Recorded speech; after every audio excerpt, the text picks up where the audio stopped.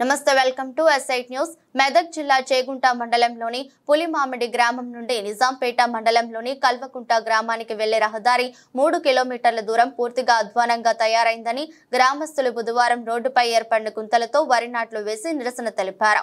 ఈ సందర్భంగా గ్రామస్తులు మాట్లాడుతూ గత 7-8 ఏళ్ల నుండి ఈ రోడ్డు ఇలాగే ఉందన్నారు.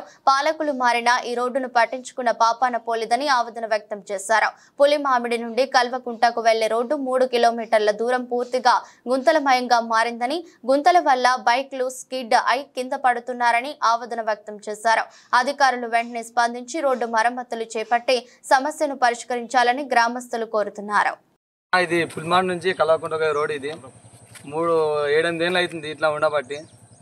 పార్టీలు మారుతున్నారు, రాజకీయ నాయకులు మారుతున్నారు, కానీ మాకు మాత్రం ఎలాంటి రోడ్డు సహాయం ఏం లేదు. 7-8 ఏళ్ళ నుంచి ఇట్నే నడవడం జరుగుతుంది. అన్ని గుంతలు కుక్కలు ఉన్నాయి. చాలా వరకు బైక్ స్కిడ్ అయి పడడం కూడా జరుగుతుంది. దయచేసి ఇప్పుడన్నా స్పందించి ఏమన్నా రోడ్డు వేయగలరని కోరుతున్నాం. ఎంతమంది రాజకీయ నాయకులు మారినా కానీ రోడ్డు మారతలేదు. 3 కిలోమీటర్లు ఉంది, చేయమంటే ఎవరు చేయట్లేదు.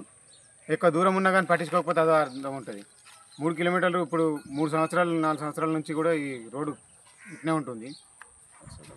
వర్షాకాలం వస్తే చాలా ఇబ్బంది అవుతుంది.